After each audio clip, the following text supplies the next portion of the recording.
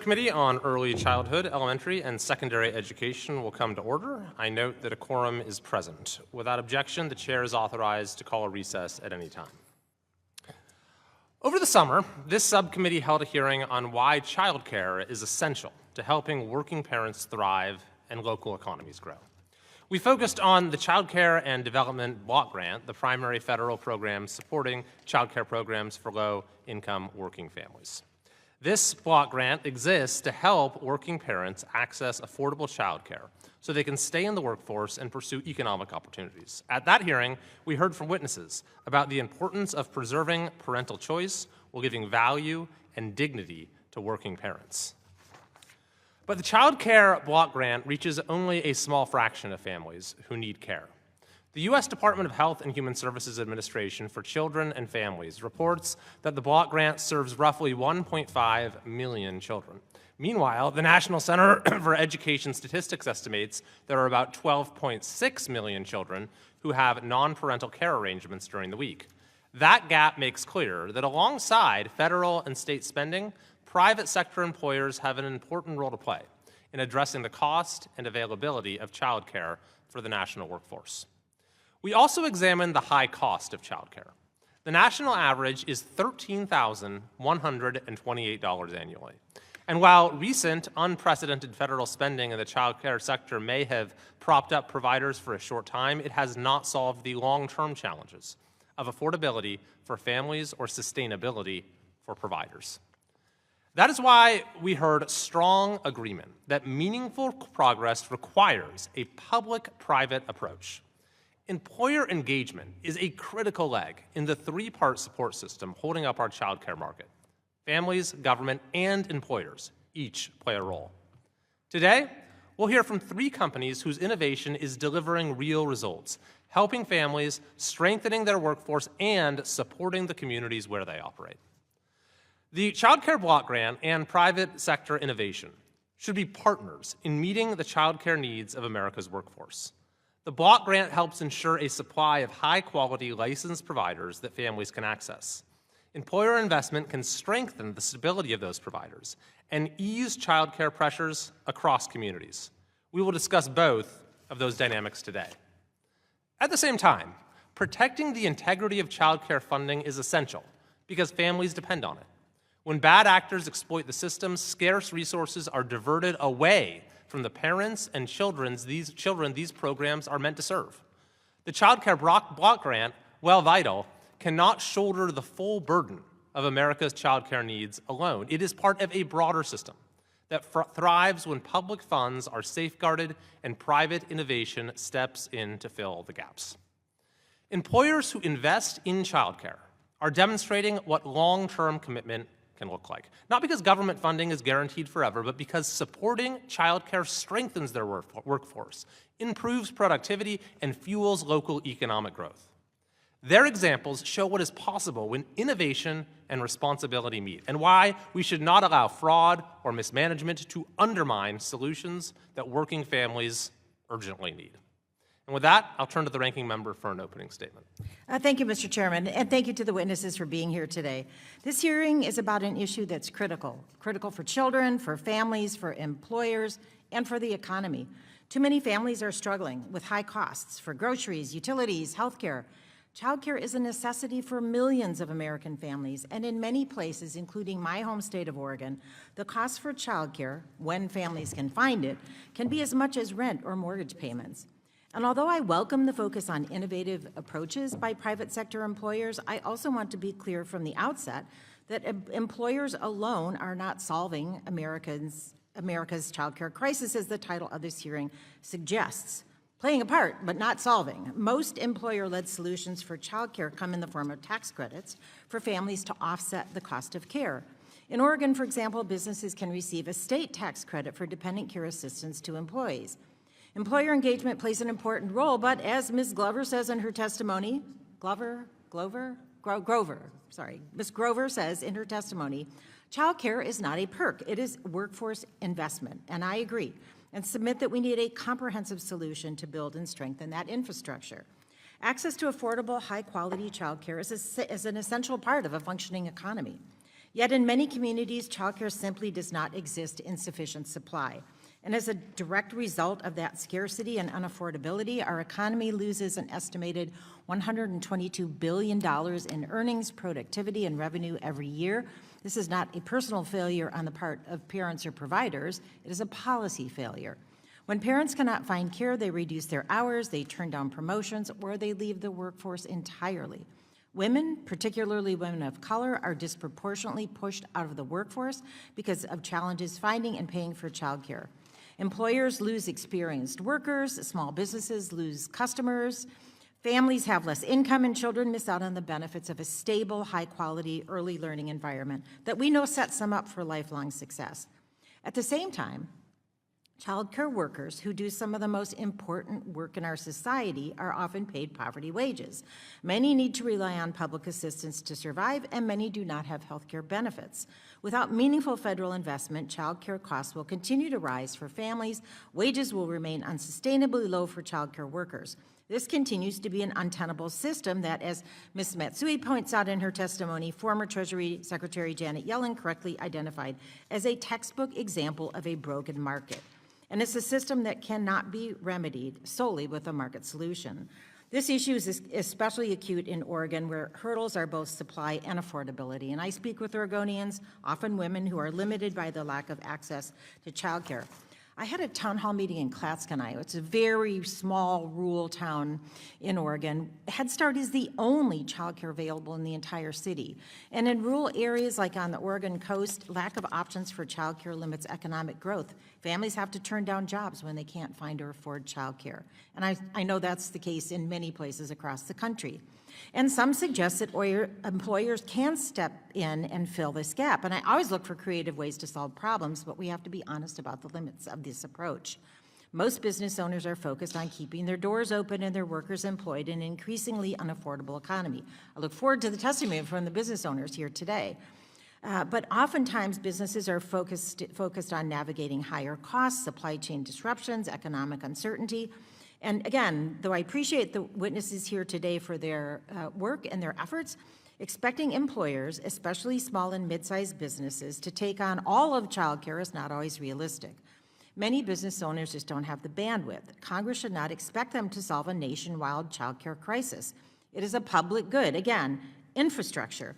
Shifting responsibility away from policymakers and onto families and businesses doesn't remove the problem. It often pushes it to the people less able to bear the cost. And meanwhile, policies proposed by congressional Republicans and the actions of the Trump administration have contributed to making raising a child even further out of reach. Last week, the Trump administration released a proposed rule that rescinds a 2024 Child Care and Development Fund policy that both capped the cost of child care and increased child care options for families. The families are continually being squeezed from all sides, and now some of the already limited federal support is again threatened. I also expect that today's discussion may touch on alleged fraud within the child care system. And let me say this, any instance of fraud is unacceptable and should be addressed. However, this administration is using alleged fraud as an excuse to abruptly yank funds from states, which affects all of the students and children involved, without thoroughly investigating situations. The solution is not to take child care resources away from working families. The solution is to get it right.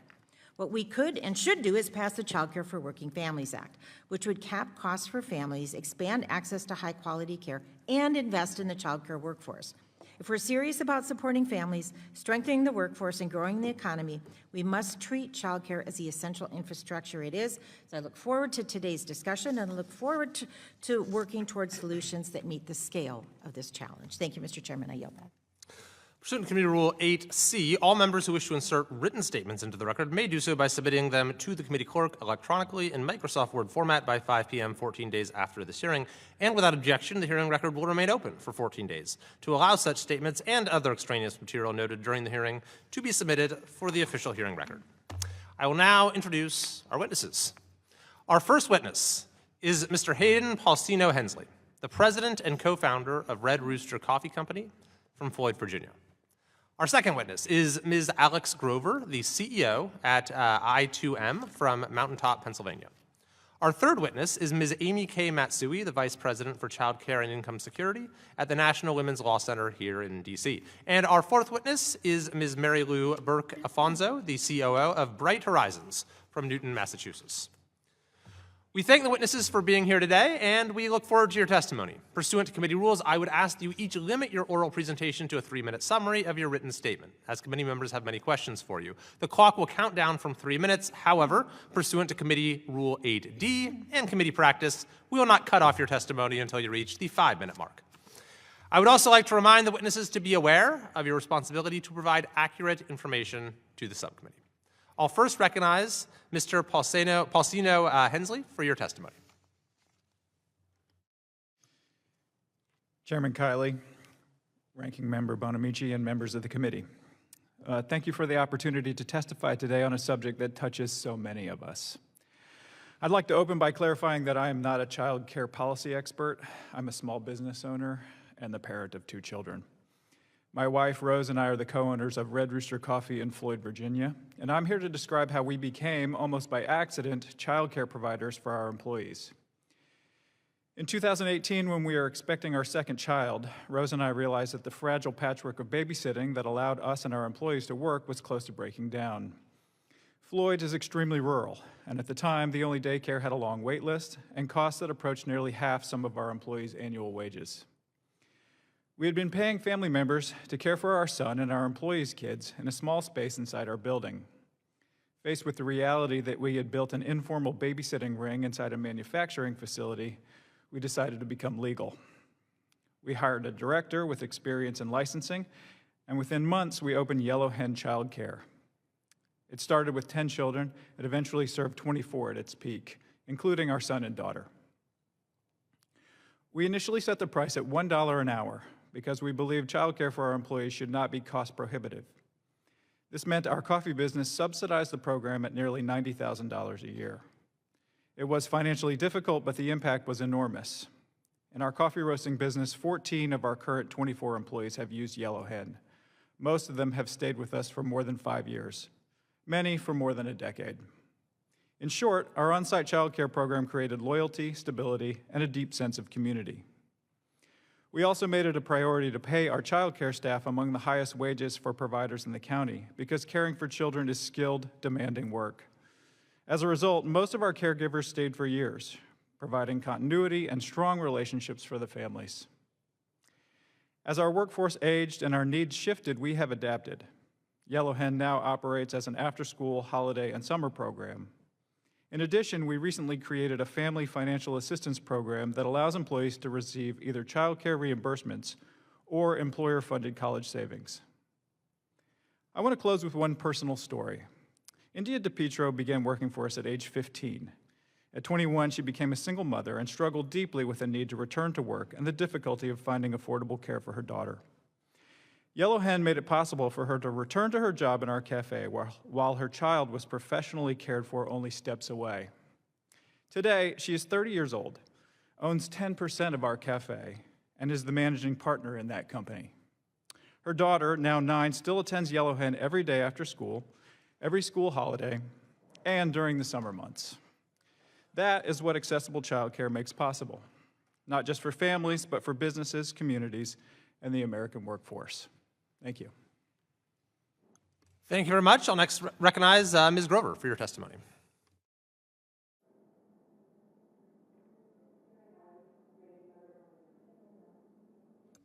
There you go. Chairman Kiley, Ranking Member Bonamici, and members of the subcommittee. Thank you for the opportunity to be here today. My name is Alex Grover, and I am CEO of I2M, a United States manufacturer headquartered in northeastern Pennsylvania. We manufacture and extrude flexible polymer films, largely for commercial and residential applications. We operate around the clock, and we compete globally. And every day, we are committed to demonstrating that American manufacturing is not only alive, it is surging. Manufacturing in the United States today faces one significant and exciting opportunity, a renaissance, if you will. Products are being reshored, tariffs have leveled the playing field. But the challenge becomes, if we cannot staff our plants, none of this matters. Manufacturing cannot be automated out of every challenge. It relies on people. People who are willing every day to come in on a shift, on time, consistently, and deliver products with enthusiasm, with technical skill, and with a lot of capability. Here's the other reality. Many of those people are parents. I have the privilege of working alongside of them, and I can tell you that the manufacturing workforce in this country is some of the most talented and highly capable individuals out there. But in order for them to build the careers that they need, they also need support and help through childcare programs. I don't just have the privilege of working alongside of them, I am also one of them. As the mother of a 5-month-old, I completely understand that I would not be here testifying in front of you today if I did not have access to reliable, high-quality childcare. And so for these reasons, at I2M, childcare is a business decision. It is a strategic impetus for us to ensure continuity amongst our workforce. Our current childcare program launched in 2022 as it is today. We contract with Reserve Childcare, and we do everything we can to make the process as simple as possible. We use a high-quality local provider. We offset the cost significantly in order to ensure that it's affordable. And we actually ensure that the hours are extended because one of the things that we learned very early on in the process is that today's childcare is largely designed for people who work a 9 to 5 and not a 7 a.m. to 7 p.m. shift. Participation is voluntary, but the results and impact that we see on our families is consistent. The results of addressing this issue has been clear. Retention amongst our workforce who are part of this program is nearly 100%. Call-offs, which are a huge challenge in a 24/7 manufacturing business, are significantly reduced amongst that cohort. And that helps us with production stability, it helps us deliver for our customers, and it ensures safety. One example that illustrates this, an I2M team member who enrolled his children in our program. So previously, his wife stayed home because the cost of high-quality childcare made it irrational for her to work. With affordable, reliable care, she re-entered the workforce and ultimately joined I2M herself as a material handler. So now, not only does that benefit I2M because we're able to have reliable staff, it is one household with higher income, improved stability, and 2 people building careers in American manufacturing. That is not social policy, that is capitalism working the way that it should. So this is why incentives matter and alignment of incentives matter. Pennsylvania's employer child care tax credit sends a clear signal, but the additional tax credits through 45F are a huge benefit to companies like I2M and other manufacturers. These are the ones, and these are the incentives that exist that say to employers, let's figure out a way to make sure that private business can do what it is designed to do, solve complex problems efficiently. My goal here is to ensure that other manufacturers know that this is possible, that the resources exist, and that from a business standpoint, this makes sense to do.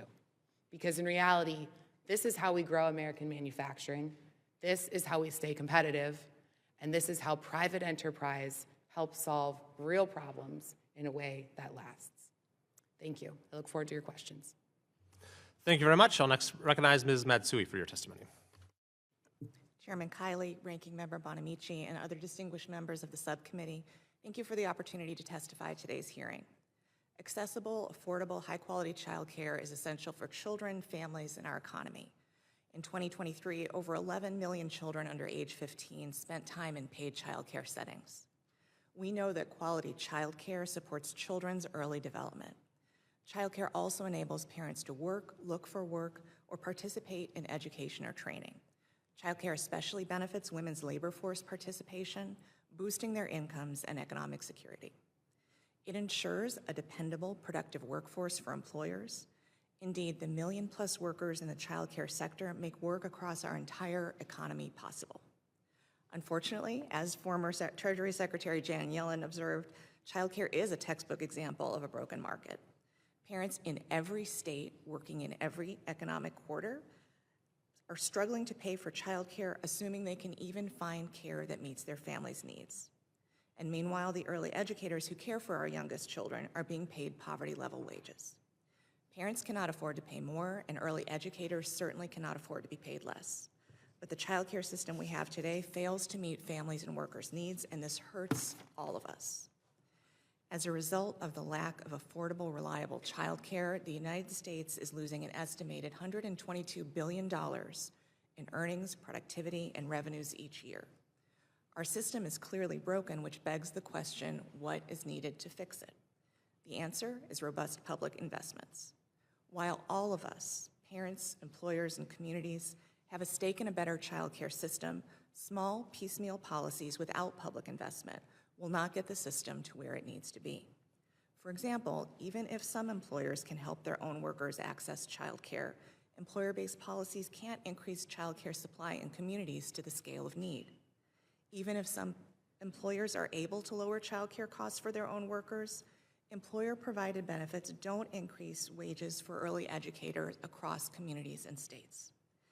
And incentives designed to encourage employers to provide childcare benefits have largely proven ineffective over more than 2 decades. For example, fewer than 1% of corporate tax returns claim federal employer-provided childcare tax credits. The companies that do claim these credits are overwhelmingly large corporations that can already afford to offer childcare benefits. Recent expansions to the employer-provided childcare tax credit in H.R. 1 didn't fix the credit's fundamental shortcomings. In fact, on the whole, H.R. 1 made the childcare crisis worse for early educators and the families who struggle the most to afford childcare, with its historic cuts to SNAP and Medicaid. The bottom line is that we cannot tax credit our way out of a broken childcare system. We cannot expect large-scale results from small-scale solutions. Families and early educators need and deserve more. The proposed $85 million increase in child care and Head Start funding in the FY 2026 Senate Labor HHS Appropriations Bill would be a step in the right direction. This funding would help states expand child care access, lower costs, and support early educators. But these increases are also not enough. The child care crisis in this country is enormous, and we need public investments at a scale to match. For example, comprehensive child care legislation introduced by committee ranking member Bobby Scott and Senator Patty Murray would tackle the child care crisis head-on. The Child Care for Working Families Act would ensure families can afford child care, expand access to high-quality options, stabilize the child care sector, and help ensure that child care workers are paid a livable wage. Voters support bold child care solutions. Polling shows that the overwhelming majority of Americans agree that we should be investing in child care just as we invest in other critical infrastructure. An overwhelming majority also believes that child care should be considered a public good, just like public education and public libraries. We should trust families when they tell us what they need. Our children, early educators, and parents, especially moms, deserve real solutions, and they deserve them now. Thank you for the opportunity to testify. I look forward to your questions. Thank you very much. And Ms. Burke-Afonso, you're recognized for your testimony. Good morning, Chairman Kiley, Ranking Member Bonamici, and distinguished members. I am honored to be invited to testify at this hearing. Thank you for the opportunity to address a critical issue at the intersection of family well-being and economic strength, which is child care access. This issue is central to my life's work. In addition to working every day with thousands of some of the most talented early educators, I also know firsthand the difference they can make in a family's life. My own mother was a single mother of 4 who had to support our family after my father passed away. She was a Boston public school teacher, and to this day, I don't know how she did it without the supports that I had. My 2 daughters are now at the other end of their formal education journeys, but from the time they were babies until they entered elementary school, I was a working mother who relied heavily every day on Bright Horizons childcare. My daughters' teachers and their centers were an integral part of our support network and helped shape my girls into the young women they are today. I've been fortunate enough to have spent the past 31 years working for Bright Horizons, advocating for early educators and reliable quality childcare on behalf of other parents working outside the home. Bright Horizons was founded in 1986, partnering with companies to provide on-site childcare solutions for their employees, just as dual-earner households increasingly became more the norm. Our employee-backed solutions include on or near-site childcare centers, as well as backup benefits to cover gaps in regular childcare arrangements. Over the past 40 years, we have worked side by side with employer partners to deliver on our founding mission, demonstrating the community and business value of supporting working parents, and at the same time, investing in our caregiving workforce with education, career development, and industry-leading pay and benefits that professionalize the field of early education. For millions of families, childcare is essential for parents to work. Yet across the country, in urban and rural communities, for nurses, first responders, line workers, office workers alike, quality care remains out of reach.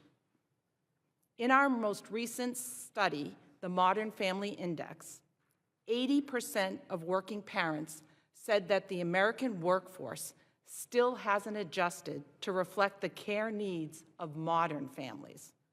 And 67% of working parents feel forced to choose between focusing on their career or taking care of their family. I believe employers can help close that gap. Today, Bright Horizons has partnered with nearly 1,400 employers spanning industries as diverse as agriculture, healthcare, manufacturing, U.S. military, government, and tech. We operate programs for employers in every state represented by this subcommittee and directly in 5 of your districts. We work closely with our employer clients to create center-based solutions that work for their specific workforce, catering operations to hours, to locations, and age groupings that work for their employees.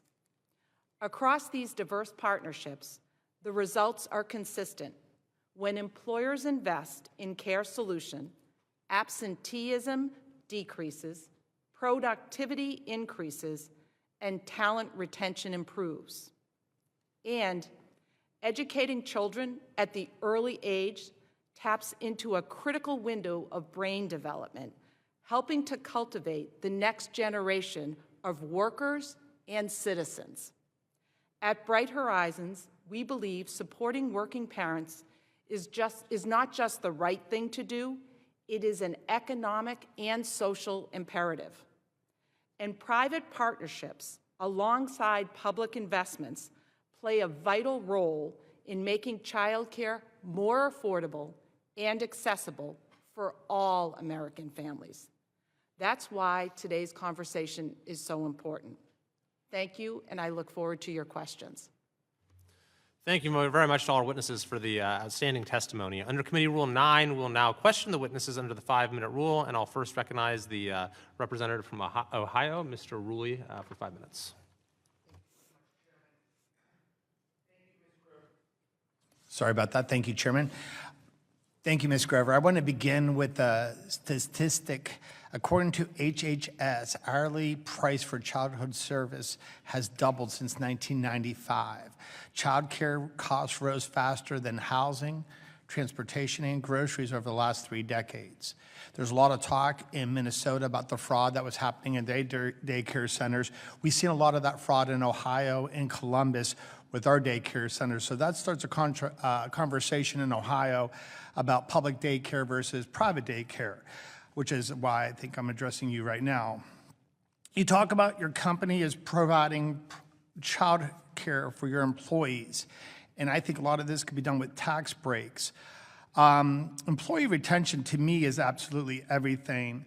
You know, our family has a business, and so I used to do HR, and now I sat in on HR with my brother, and the questions that employees are asking about when they are interviewing are different than they were 10 years ago. And it almost feels like the employer now is being interviewed by the employee because things have changed since the 1990s. In the 1990s, when I was in college, it was a market that was provided by the employer because the employer was in the driver's seat. But now the employer is not in the driver's seat. It is the employee that is in the driver's seat because there are many jobs available for them. We don't have the workforce that America needs to provide to continue this economical boom that we're trying to occur. So I have employees when they're asking to be interviewed that are talking about how many days off do you have? What kind of time can I have off weekends? Do I know any people that work here? Is it fun to work here? Can I bring my kid to work? So that's where you hit pause. Can I bring my kid to work? So if you have a private provided daycare center, now your company is much more desirable to work at, and it is a golden piece of the puzzle that you could actually get the best workforce that you could imagine. And not only that, but mom and dad are going to be on the campus where their kid is going to be at daycare. So the accessibility to your child, if there's a problem, is going to be absolutely amazing. I think the workforce in America is evolving every single day, and this is such an interesting part of the puzzle. How do we address privately daycares for our employees, and how could Congress help you with incentivizing companies to provide more daycare? Because, you know, companies are always looking at overhead and how much overhead just boggles down your net and your gross profit. But if you don't have the workforce when you need the workforce, you're in big trouble. So with that, Ms. Grover, I'll pull back and I'll let you continue on that. Sure, thank you. So just to be clear, in terms of our program, we work with a off-site daycare center and provide reduced hourly rates, reduced daily rates. However, it's still a benefit and certainly something we hear quite a bit of during the interview process. I think your question is, you know, what should Congress do right now, right? If we had a wish list, what could we as a business do? And to me, you know, there are a couple of different things. I think the first is preserve and strengthen employer-focused tax credits. So the Section 45F employer child care contribution tax credit is a huge incentive to businesses like mine who want to be able to expand and grow this program because we've seen the success of what it can be at this entry level. And so certainly the expansion of those types of tax credits is key. I think keeping the definitions flexible so private business can be creative and go to work in terms of what solution is going to be most appropriate for that business and for that group of employees. Could it be on site? Could it be local at a more local level? Could it be a wide variety of different childcares? I think there isn't a one-size-fits-all approach to childcare, but employers who really understand their workforce, understand the demographics, and understand the needs are very well suited to help define that. And then lastly, I think avoiding complexity that creates a barrier to participation, ensuring that the execution of these tax credits is straightforward, that businesses can understand what the playbook is in order to create a child care program, leverage this as a benefit, and in turn recruit and retain the best possible talent, especially in the manufacturing industry where, as you so accurately stated, it's incredibly competitive to find really highly capable, skilled labor. And so in general, that's kind of the picture of what we'd look for. Thank you, Ms. Glover. I yield my time. The ranking member of the full committee, Mr. Scott, is recognized. Thank you, Mr. Chairman, and I thank the ranking subcommittee chair for yielding. Ms. Matsui, the Trump administration has announced plans to roll back some Biden-era regulations, the payment cap of 7% and enrollment-based, not attendance-based payments. Can you highlight how this new regulation, how the old regulation helped families and how the repeal will hurt families? Thank you for the question, Ranking Member. The rule that you're describing, as you noted, capped child care co-payments for families at 7% of their income. And as a result, the elimination of this part of the rule really opens the door to families having to pay more and having more of a burden for child care costs than they already face. In addition, the part of the rule which is proposed to being eliminated also got rid of enrollment-based payments for providers. I just want to observe that enrollment-basis payment practices are really how the private childcare market operates. When parents enter into contracts with childcare providers, the providers need a very stable form and predictable form of payment because they're operating on very slim margins. They need to be able to pay rent and mortgage, to make payroll, and having an enrollment-based payment plan allows them to know what their payments are in advance and enables them to keep their doors open. In fact, this provides more options for parents, makes it easier for providers to keep their doors open, and the rule really reflected what the private market already does. Thank you. Mr. Chairman, I ask unanimous consent that a press release from the National Women's Law Center entitled "Trump Administration Rule Raises Child Care Costs Amid Escalating Attacks on Early Educators and Families" be entered in the record. Thank you. You mentioned the Child Care for Working Families Act.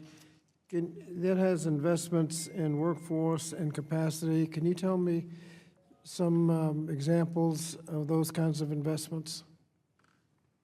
Thank you, Ranking Member, and thank you for your leadership in introducing the Child Care for Working Families Act.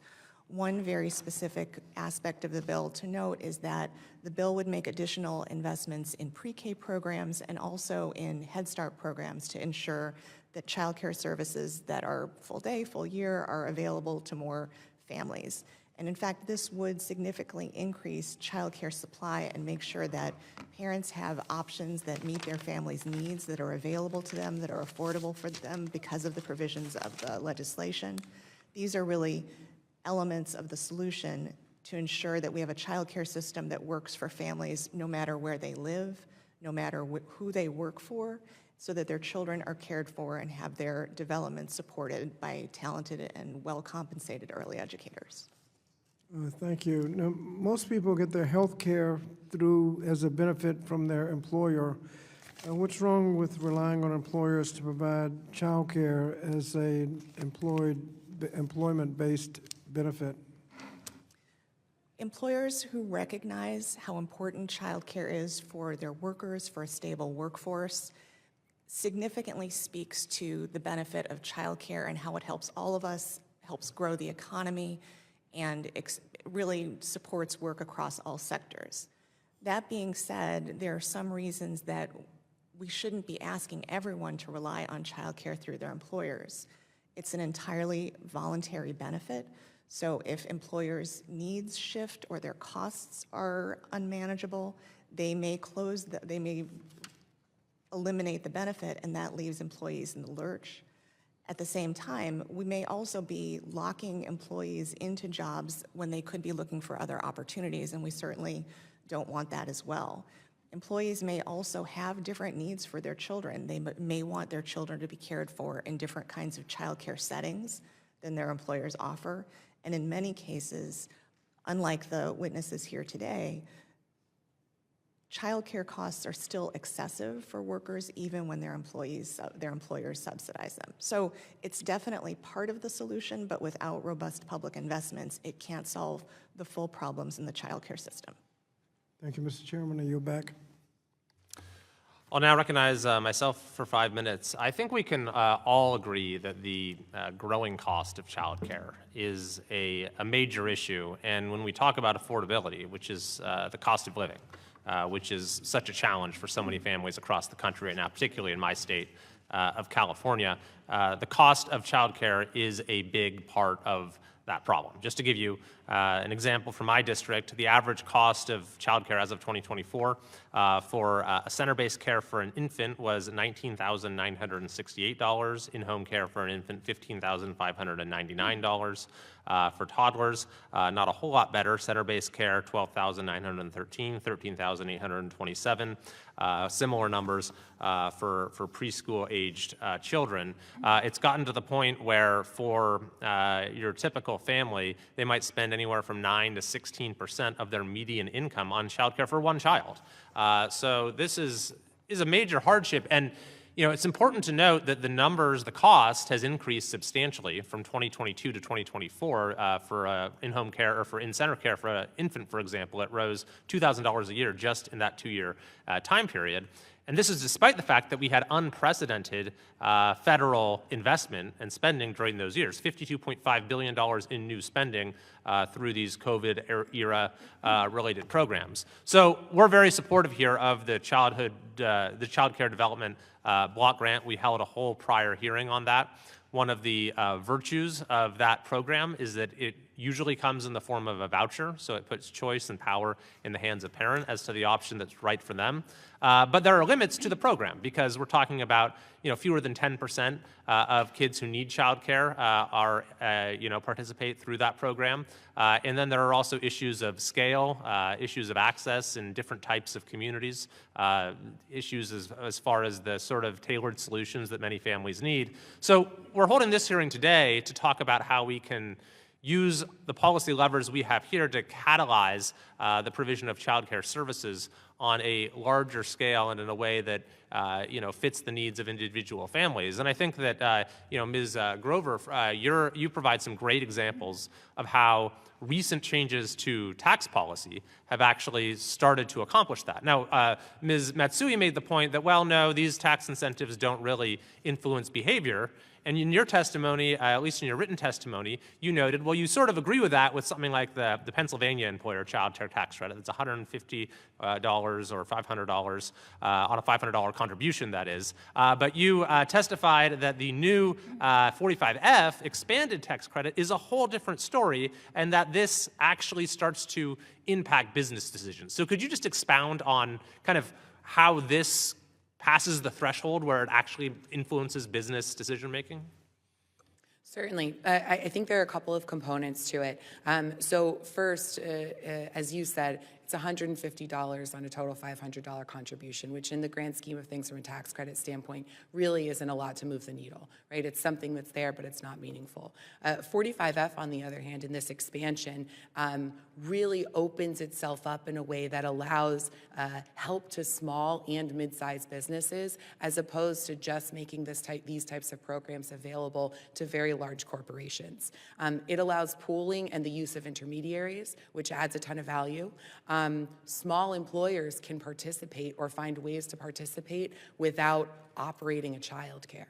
And in general, the tax credit, especially one of this size, I think opens the eyes of any rational business person who's going to look at this and say, wow, not only is there benefit to me for my employees in doing this, right? I'm going to be able to improve my retention, improve my recruitment, help make sure that I'm bringing in the future of the workforce that I so desperately need in order to run my business, especially in a people-heavy industry like manufacturing, right? So it makes a lot of sense. But I'm also going to be able to offset some of the risk through this initial tax credit. So to me, the numbers foot a lot better in terms of that initial payoff or that initial investment making a lot of sense. And that's really where this difference at 45F makes, in my opinion. Thank you. Such an important point that we have, new federal investment here, and the impact is going to sort of multiply beyond, and several multiples beyond what the actual level of the federal investment is by encouraging behavior in the private sector. So, with the limited time I have left here, Ms. Afonso, could you just expand a little bit on how you are able to actually not only provide childcare, but actually provide childcare in a way that specifically works with the setup of the businesses that you partner with?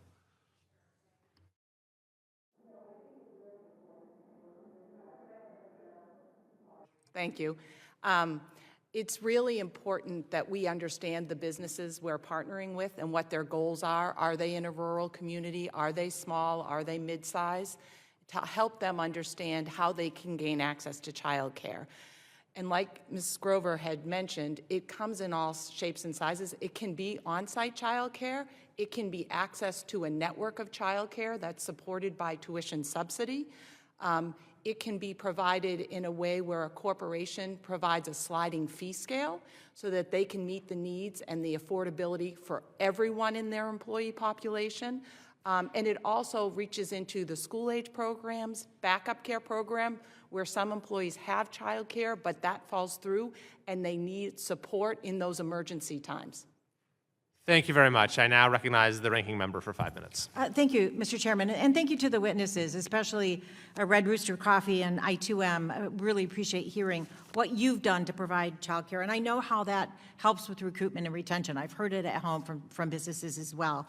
I want to follow up a little bit on the tax credit conversation that the chairman was having and that we've heard in the testimony, and ask you, Ms. Matsui, you talked about this, I don't call it the big beautiful bill, I call it the big ugly bill, because it's the Medicaid cuts, the SNAP cuts, and a lot of harm. But that, as we heard today, and we know, made changes to 45F. So I wanted to ask you a little bit about how was 45F working before? Will the changes that were made in this bill solve the problems with it, but also, even assuming that 45F is somehow fixed and enhanced, is that a way to solve the nationwide childcare crisis? Are there better ways we could be doing that? Congresswoman, thank you for the question. What the research demonstrated over 25 years of 45F as it operated previously is that, as I mentioned, overwhelmingly large corporations used the credit, and that is because they are better situated to meet the upfront costs of either opening a child care center for their employees or contributing. They may very well have been offering those benefits already, and in that sense, the credit operated as a reward rather than as an incentive. Right. The changes that were made to Section 45F in H.R. 1 didn't really change some of the fundamental structures of the credit. First, as some have noted, opening a child care center can exceed $1 million. That hasn't been the case for the witnesses on the panel, but it's a significant upfront cost. Sure. And as a result, having a tax break after the fact may not help businesses who want to take that step, that extraordinary step for their employees. Right. And even if they did, would this solve the problem nationwide? Certainly it should, it will help their employees, but it shouldn't matter for a family who they work for or where they live. They still are going to need access to childcare, and the employer-provided benefit hasn't shown that it can materially increase supply in communities, raise wages for the childcare workforce, which is a huge critical component sure. of reduced supply, and make the change that we need for the system we need. And I want to follow up on that, the issue of the low pay that faces many childcare workers. And that's what is part of this imperfect, there's no market solution because we can't raise tuition, people already pay too much, but we know childcare providers are often making poverty wages. So that is a really important part. We have to have sustainable wages for childcare workers.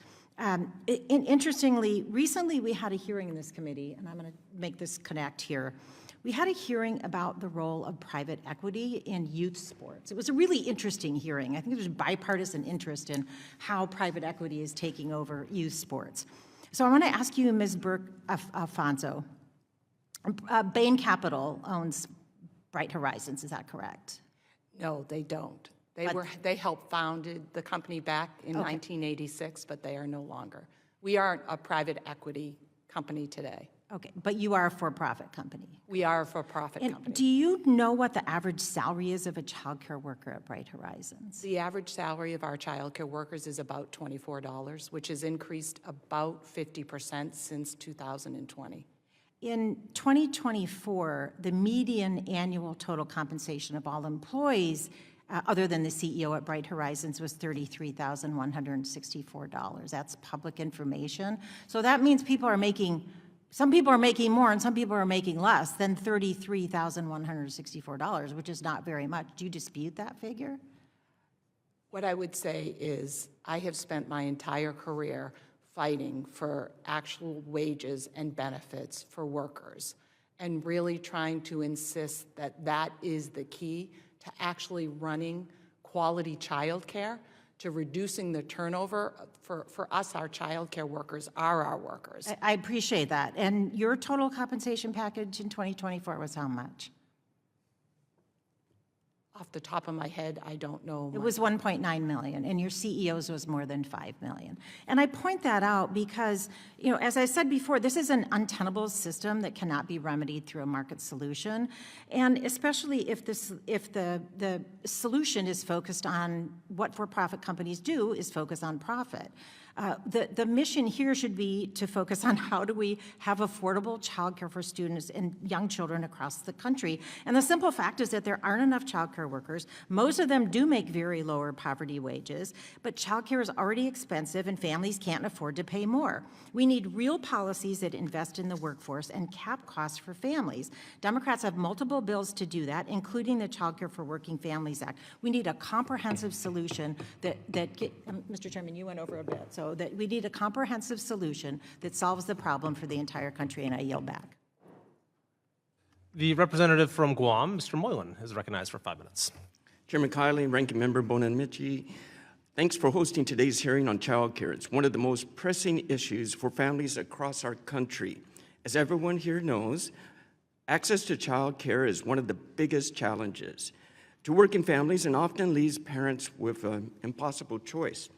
Either leave the workforce to take care of a child or take steep costs to pay for child care.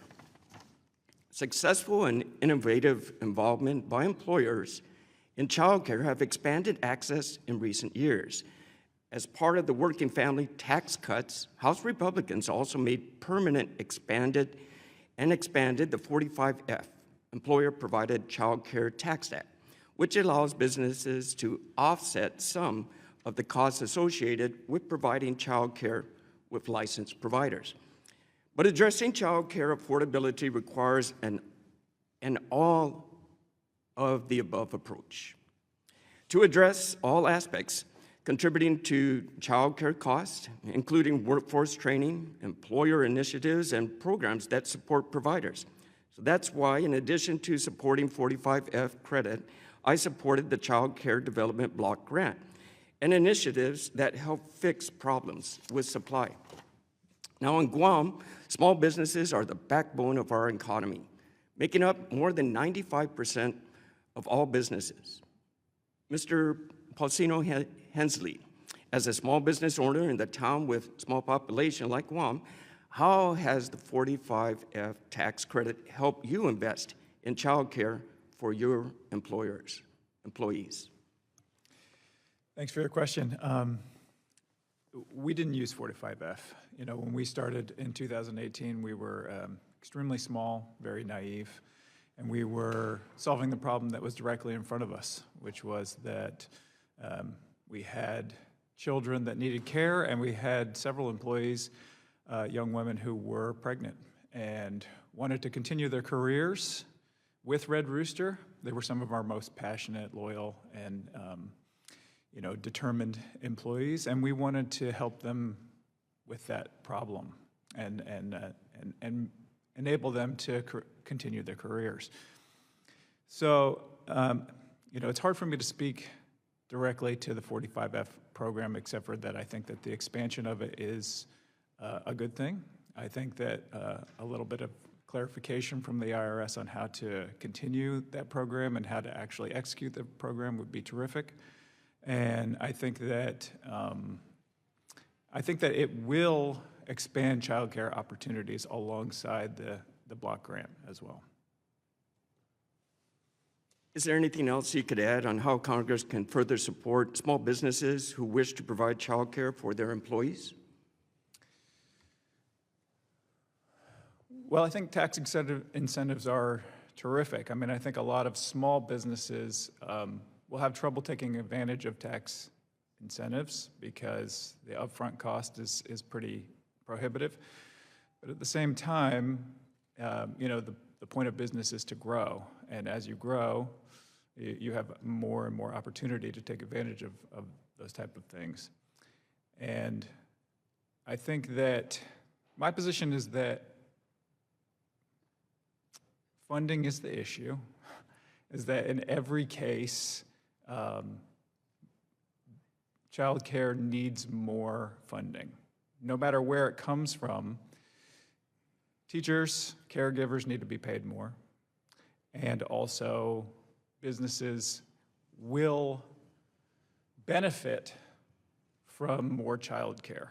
To Ms. Grover's point, that reliable employees come from offering childcare. Loyal employees, reliable employees, and happy employees who help businesses grow come from helping with childcare. Thank you. Ms. Alfonso, in your written testimony, you mentioned that Bright Horizons operates programs in every state represented by this subcommittee. So I'm curious, does Bright Horizon operate programs in any of the territories? I'm not used to that.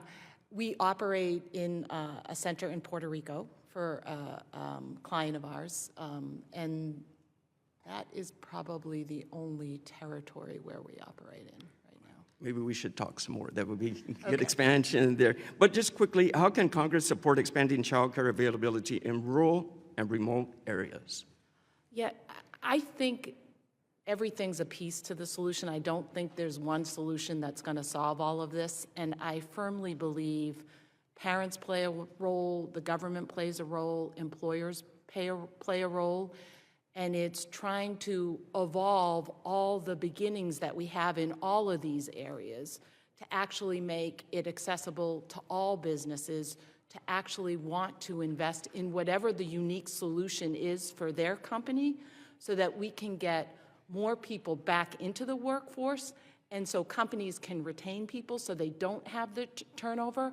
And right now, so many people are delaying when they have children, and what that means is they have a talented, educated workforce that may make the choice to go out of the workforce if there isn't childcare for them, like there was for me. Thank you. Thank you, Chairman. The representative from North Carolina, Ms. Adams, is recognized. Thank you, Mr. Chairman, and thank you to our witnesses for being here. And before I begin, I want to enter into the record a joint statement from the National Organization on Federation of Child Care Program, with 42 organizations that want federal child care programs. Mr. Chairman, I want to do Without that. objection. Thank you. You know, I'm listening to my colleagues, and I've got to tell you that, yes, we got to pay people. Congress knows what it needs to do. We need to step up. We can't sit in here and talk about we need child care, and yet we're not doing what we need to do to make that happen for people. But having said that, let me just say that there is a child care crisis in this country. Child care costs are far too much for working class families, and early educators barely make enough money to keep a roof over their heads. Working hard is not enough if you don't make enough. We've got to pay people. It's shameful that in the wealthiest country in the world, most people can't afford child care. This is no accident. It's a policy choice, but it doesn't have to be this way. During the COVID pandemic, the American Rescue Plan Act made historic investments in our child care system, but these investments were temporary. We need to go back and bring them back. And since the expiration of the ARPA funding, the child care crisis has only worsened for both families and early educators. In North Carolina, the average child care worker makes around 7% less than in 2019. As a result, our state has 6% fewer early educators than in 2019. At the same time, child care costs have increased by almost 25% in the past 3 years. The Trump administration and House Republicans have only exacerbated this crisis by cutting staff at Head Start and weakening our already insufficient social safety net. Low pay leads many child care workers to rely on public assistance to survive. Researchers at Berkeley estimate that 43% of early educator families rely on some kind of public assistance like SNAP or Medicaid. Ms. Mantuzzi, can you explain how the big ugly bill, that's what we call it, that's what we know it to be, will affect early educators and the child care system more broadly? Thank you for the question, Congresswoman. As you noted, the H.R. 1 made significant historic cuts to SNAP and Medicaid, which are some of the benefits that child care workers rely on to support themselves and their families. As you noted, they're paid so little that often early educators are leaving the profession to work in retail, to go work at box stores. The other aspect of H.R. 1, which is important for child care educators, is that it did ramp up resources for detention and deportation for immigrants. And because about 20% of the early care workforce are immigrants, that puts additional pressure on the workforce. Thank you, ma'am. So ensuring all families have access to high-quality, affordable child care means that we need more child care centers and more seats. And what level of infrastructure investment is needed to make child care more accessible? Thank you for the question. Notably, the Child Care for Working Family Act would make significant investments both to ensure provider and child care teacher pay, but also have grants so that more child care providers can open their doors and offer solutions to families in their communities. Great. The lifetime wage gap for women in the United States is almost $500,000, and is over $1 million for Black women. So can you explain how the lack of affordable child care options in the United States disproportionately affects women, and in particular women of color, and how robust federal investment in child care, as proposed by the Child Care for Working Families Act, could reduce lifetime gender earnings gaps? So caregiving is kind of disproportionately borne by women. And so what we have seen is that when childcare is less available, when childcare is more expensive, women tend to be the ones that drop out of the workforce in response and provide unpaid caregiving. Conversely, we have seen that if universal childcare has been offered, research demonstrates that will cause more women to work full-time, full year. That raises their lifetime incomes, and it increases their retirement benefits and Social Security. Great, thank you. So fixing our child care system is going to be expensive, but it seems to me that providing high-quality child care to all Americans will have a strong return on investment. So could you quantify the effect that accessible child care would have on the economy? We know that having reliable, accessible, affordable child care helps families, puts more dollars in their pockets, it supports the workforce, it helps employers, it grows the economy. If the United States made investments in care more broadly, same as other high-income European countries, it could increase women's employment, and that would grow the economy to the tune of over $700 billion a year. Well, thank you very much. Enough said. I appreciate it. Thanks very much. I yield back, Mr. Chairman. Representative Harris of North Carolina is recognized. Thank you, Mr. Chairman, and thank you to all the witnesses for your time and your expertise that you're sharing today. You know, the federal government cannot simply spend or regulate its way out of America's child care problems. Yet despite that reality, my colleagues on the other side continue to rely on that very same failed playbook today, calling on Congress to pour billions of more taxpayer dollars into failed child care programs that deepen the problem, weakens accountability, and invites fraud. I mean, we're seeing the consequences of that approach play out right before our eyes in Minnesota, where weak oversight has allowed child care subsidy programs to become magnets for the waste, fraud, and abuse. Just look at the totally legitimate Quality Leering Center in Minneapolis. The typo in the name says it all. While we agree that the child care crisis must be addressed, I believe state and local governments, along with the private sector, are best equipped to meet the unique child care needs of their communities. So, Mr. Paulsino Hensley, as someone who represents a largely rural district myself, I was encouraged by your testimony and by your effort to develop an innovative solution that meets the needs of your employees. Given your location in rural Virginia, what have been some of the greatest challenges you faced in operating your company's child care services for the employees and the Yellow Hen? And what advice would you offer to other rural business owners who decide to follow your lead? Thanks for your question. I think we got really lucky at the beginning because we had the space and we found a director. And I would suggest that some of the biggest challenges overall, but especially in rural areas, is finding real estate, finding a building, finding a place to actually have a child care facility. It's an extremely big challenge, especially as real estate prices continue to rise. The other is staffing. We got incredibly lucky to find someone who had just lost their job, but was experienced in licensing and was extremely bright and basically took over our child care center. So, you know, fortune smiled on us, but that's not the case for everybody. Space is at a premium. You know, I sit on the board of my children's school, Blue Mountain School in Floyd, Virginia as well. And they are a licensed early childhood provider as well. And, you know, they simply don't have the resources or the space to add more children. The need is there. There are many, many children in the surrounding areas in New River Valley who need quality care, but we can't add any more to that space because there's simply not the space. So those two things, to me, seem to be the primary challenges, is if you can find talented individuals who can help run your facility, and can you find the space for the facility?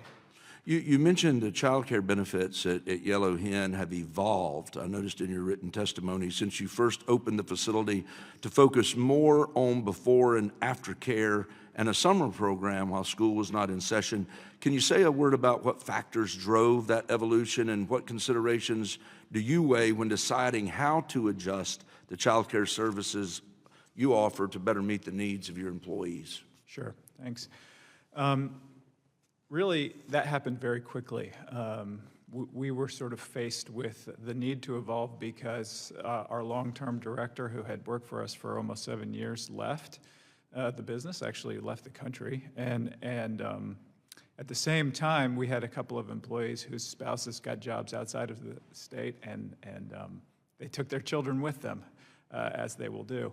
And that left almost no children, no toddlers in Yellow Hen during the day because we have an aging workforce, as it were, and people aren't having small children anymore.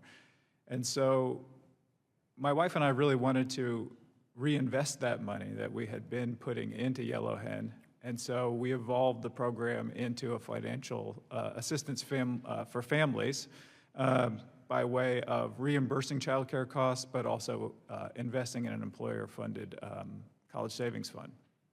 Thank you. Thank you very much. With that, Mr. Chair, I'll yield back. Representative Grijalva of Arizona is recognized. Thank you, Mr. Chairman. I would like to ask unanimous consent to submit this article from the Center for American Progress titled Trump's Attack on Child Care Funding. Without objection. Thank you.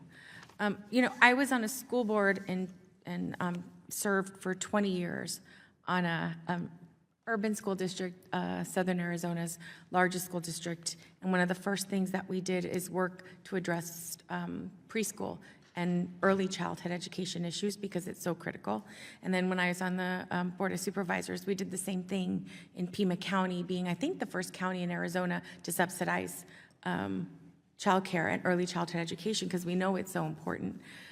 One of the things that we're focusing on here is employers and how they fill in some of the gaps. So I'm wondering, I'll address this to Ms.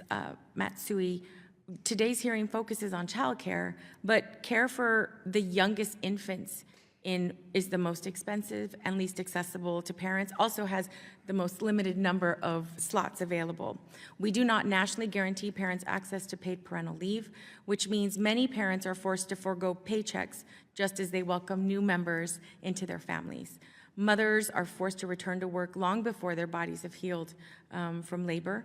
And so I'm wondering if you could speak on how the current system, employer-provided parental leave, impacts parents. Thank you for the question. As you know, paid leave is very tightly connected to childcare. Both of those are necessary supports for families, for workers who are trying to balance their family and workplace obligations. Unfortunately, in this country, because we don't have a comprehensive paid leave program, less than 20% of employees have access to paid leave, and as a result, as you noted, that really puts them in a bind. They can't care for themselves, they can't care for their youngest children at home if that's what they want to and can afford to do. And at the same time, there aren't a lot of spots for infants and toddlers where they can have their children cared for when they go back to work. Yeah. Various states and local municipalities have experimented with offering paid parental leave. How do these policies impact parental employment? So I think what we've seen around the country is that when supports are available for parents, they take advantage of them because they need them. I think one other thing which connects paid leave policies, the support that they've received in states to childcare, is that there are, as you know, states that have made significant investments in childcare, but it shouldn't matter where a family lives or who they work for, so that they can access the supports they need to care for themselves and their families and go to work. I think we all can agree that employers, when they know that their children are in safe spaces, that they're learning and happy, that they're happier people, you're able to go to work without this sense of dread, because you know that your child is going to be well taken care of. And I think that we all can agree that we need to expand more opportunities for that to happen for every person that wants to work and also, have a family. So over the past few weeks, we've seen the administration take action over alleged or suspected fraud in federal child care payments. Thankfully, courts have paused the administration's freezing of this funding, despite no independent investigation by the federal government and despite the state child care agency contradicting allegations. Without producing concrete evidence of fraud, the Trump administration tried to freeze child care funds for 5 states. They also instituted Defend the Spend for remaining states, which I hear is causing major delays in states being able to access funds. Ms. Matsui, do you agree that actual instances of fraud in child care programs using federal funds should be investigated and brought to justice? Thank you for the question. It's a really troubling situation, and the important thing for us to focus on is that the Trump administration's response really threatens significant harm to hundreds of thousands of children, to families who rely on child care, and also to providers. Freezing funds for entire states on unsubstantiated allegations has created, even though there's a court order, has created significant uncertainty and delay and fear, both amongst providers and for parents. Parents don't know if they have childcare, so they can just go to work and feed their families. And providers are worried about being able to keep their doors open. I think the other thing just to note is that allowing and taking fast, unprecedented action like this on unsubstantiated allegations really has given license to kind of vigilantes to go to child care providers, both in Minnesota and in other states. We really do not want a situation where random people are knocking on providers' doors and asking to be let in. It creates significant harm and fear, not only for providers and child care teachers, but also for the children in their care. So fraud is obviously significant and important, and when there are substantiated allegations, it's important for states to investigate. There are procedures and processes in place. There are also measures in federal law, and those are what should be followed rather than wholesale freezing funding to entire states. Thank you so much for your insight, and I yield back. Representative Owens of Utah is recognized. Thank you so much. And Chairman, thank you for this very timely topic. I want to first of all congratulate each and every one of you guys here that understand the power of profit. Only in DC will you come to a place when for-profit is bad. Where at the end of the day, all profit means that you found a niche, you've given a great service, people love what you're doing, they keep coming back, and that's the goal of business ownership. So I think that the timing is so good that we now have these two ways of viewing things. As we look at $9 billion of waste, fraud, and abuse, no business will survive if that was the way they ran their business. So I want to thank you guys of all the times we have now with close to $18 trillion of reinvestment coming back to our country. We all know there's a lack in workforce. We've done a very bad job of educating our kids to be prepared for this.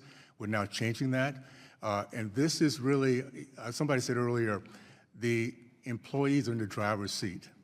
The employees now have a chance to say, what are my priorities? My priorities are make sure my kids are growing healthy, that they're safe, that I can focus on my job.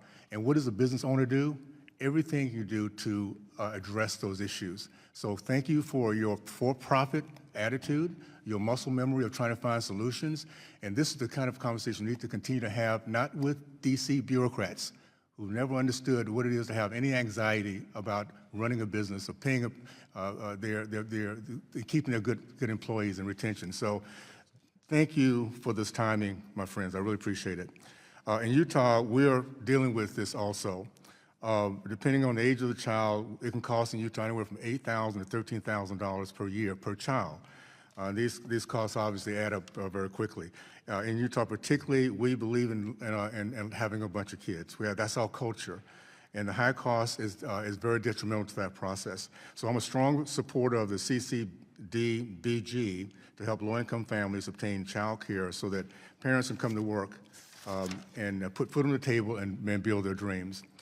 Again, the most important thing we need to understand, it has to be a private partnership. The answers will not come here from D.C. for folks who have no idea what it is to run a business. It's come from the innovators like yourself. So please continue to come to us. Think outside the box. I think we have now administration. We have a window in which if there's anything we can do to make sure that your industry is surviving, thriving, now is the time we break through all the barriers of regulations and thinking of being very innovative to make this all work. So I want to thank you again for that. Ms. Grover, with the local child care center not only benefiting your employees, but also child care center itself by providing financial security, how can you elaborate a little more on how the employer partnership with child care centers can have a positive effect on other families in the community seeking for care for their child? Absolutely. Thank you for the question. Really what we see is a ripple effect. When our team members are supported, their children are supported, when the supplier of childcare in the area is supported, has business, has children, continues to grow and thrive. That has a ripple effect, especially in communities like ours, where it allows additional economies of scale to grow, profit, and ultimately thrive. So I see it as a very symbiotic relationship. The partnership that we've had, especially in being able to expand hours and allow for our team members who, again, they don't work a 9 to 5, they're going to be working 12-hour shifts, to have that level of flexibility to make that childcare accessible for them, that's opened up other models for them. And so it allows sort of this grassroots approach that, to your very point, allows profitability across the board. And profitability isn't bad. It just means sustainability. It means that the idea is good and that it means it's going to last a long time. And ultimately, that's what we see between the partnership with I2M and with our child care provider partners. Thank you so much. Mr. Bocino Hasley, I'll get that right. First of all, thank you for way before this became a topic, before it was a cool conversation, you saw a need and you serviced it, and because of that, here we are now because of your success. So thank you for that. That's what the entrepreneur does, by the way. How does your child care access change who's able to work in your community? You're in a rural community, am I correct? That's correct, yes. There's about 450 people in the town of Floyd and 15,500 in the county of Floyd. So it's a pretty rural area. And you know, for us, what we've seen is single parents and working mothers. That's the people who are most affected by lack of child care, and those are the people who are able to come and work at Register Coffee and take on leadership roles, to be honest.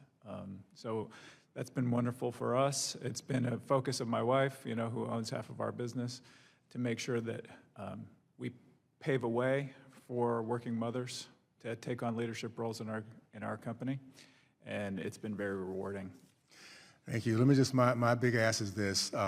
We have a special window with our administration, with the America First Congress and Senate.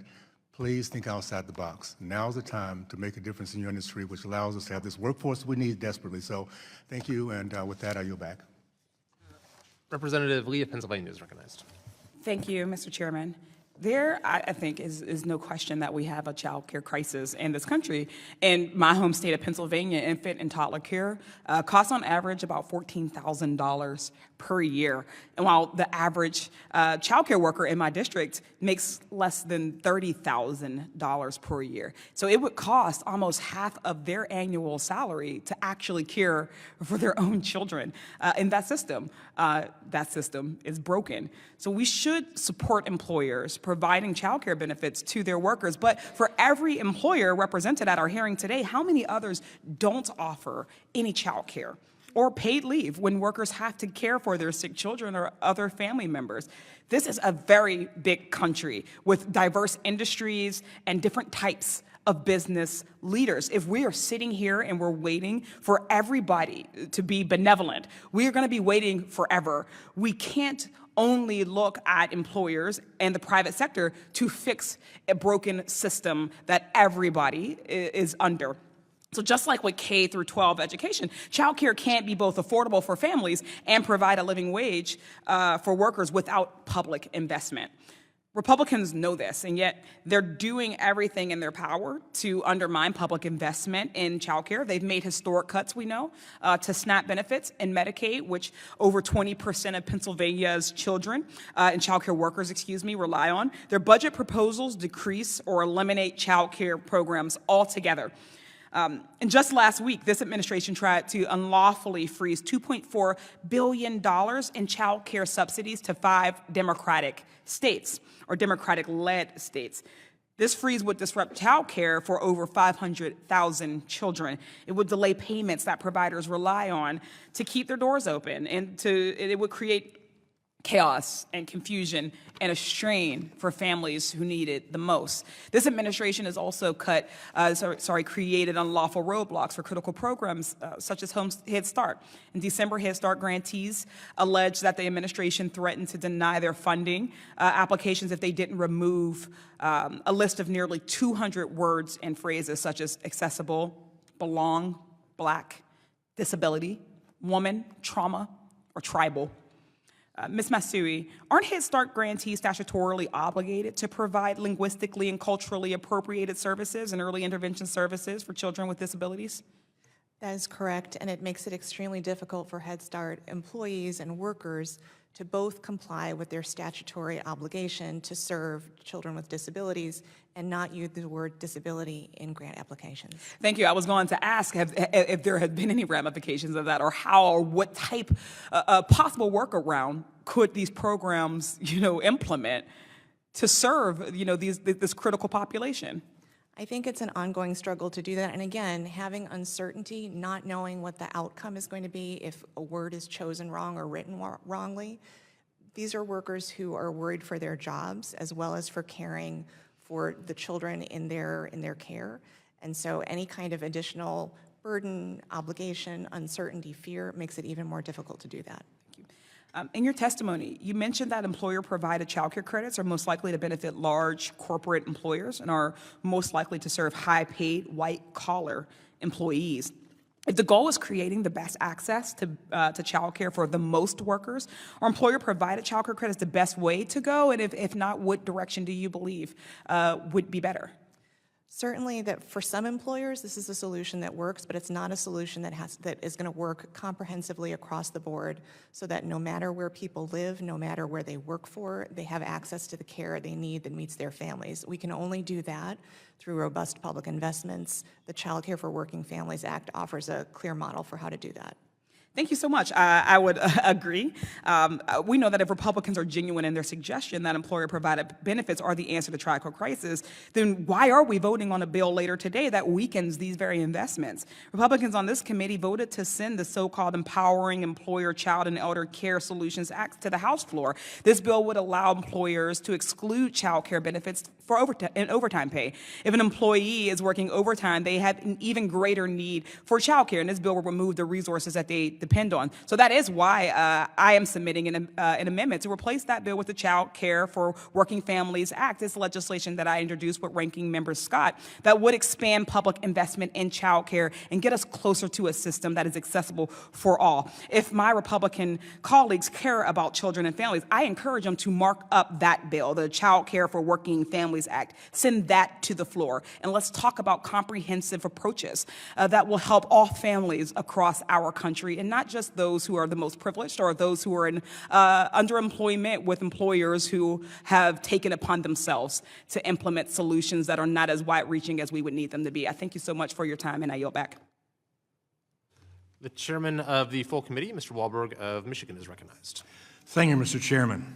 And I look forward to supporting the child care bill that's on the floor today.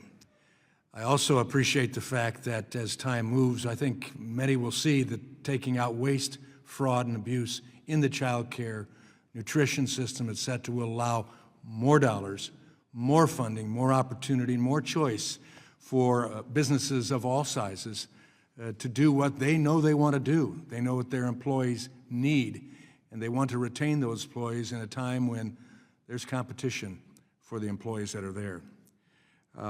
Thank you to the panel for being here. Mr. Paulsino Hensley, I note that in addition to running Red Rooster Coffee, you also serve on the board of Blue Mountain School and on the board of directors of Sustain Floyd, a rural nonprofit in the Blue Ridge Mountains. You keep busy, and that's generally the characteristic of people who get things done as well.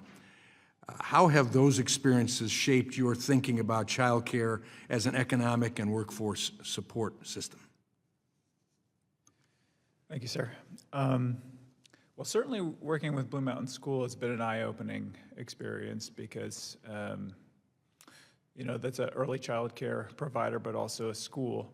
And so what we see there is that the need is so pervasive. The need is so widespread for quality child care that it's almost a desperation where parents are sort of queued up and lined up to find a place to have quality child care. I mean, recently, as recently as November of 2025, the largest child care provider in our county closed because they could not keep staff.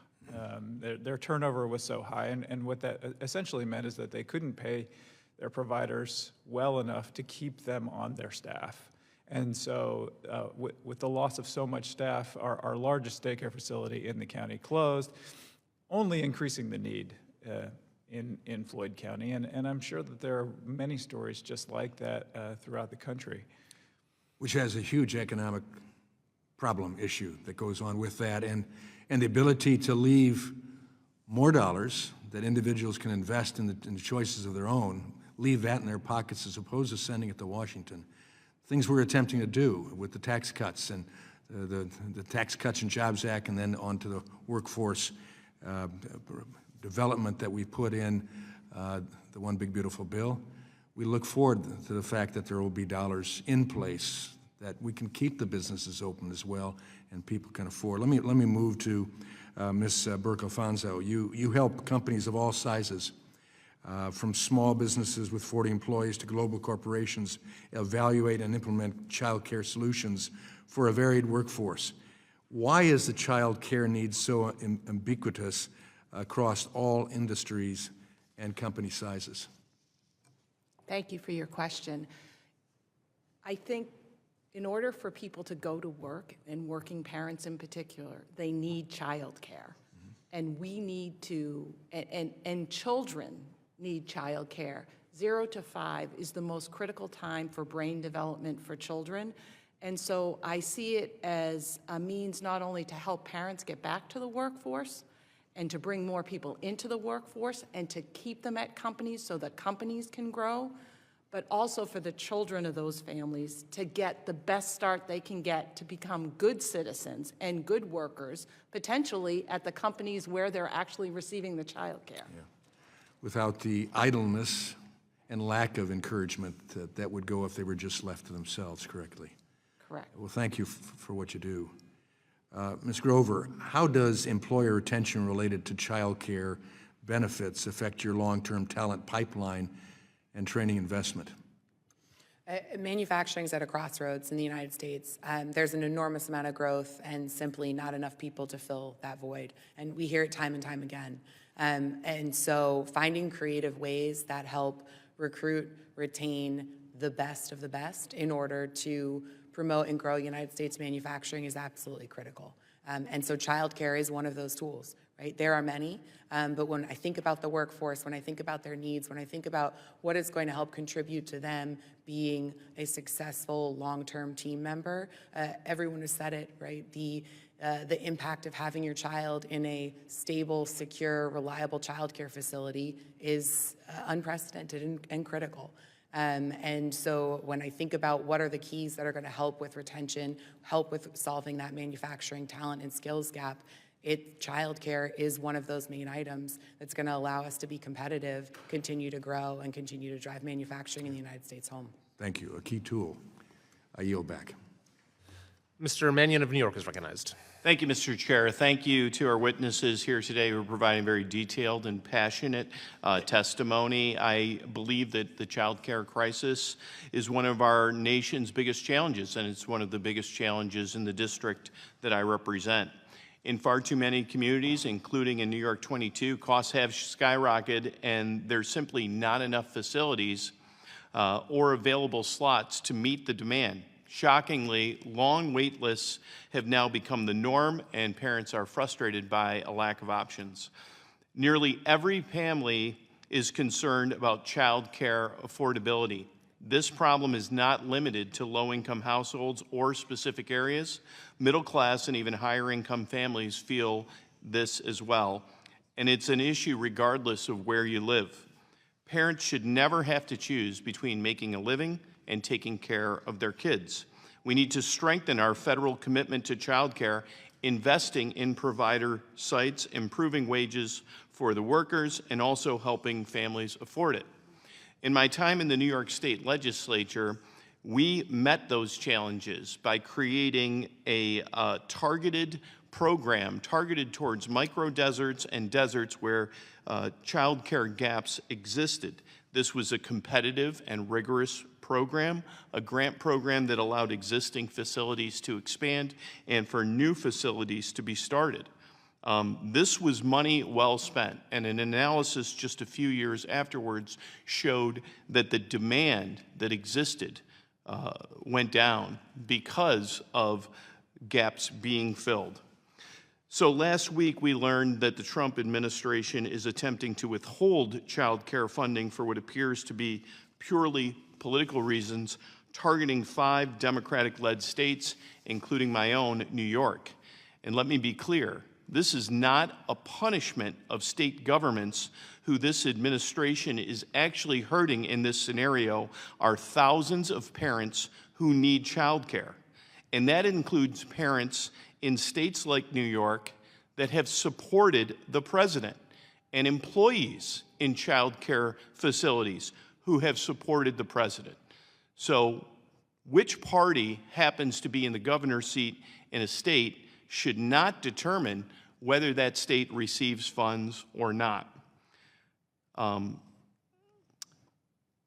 Individuals, families have been impacted tremendously.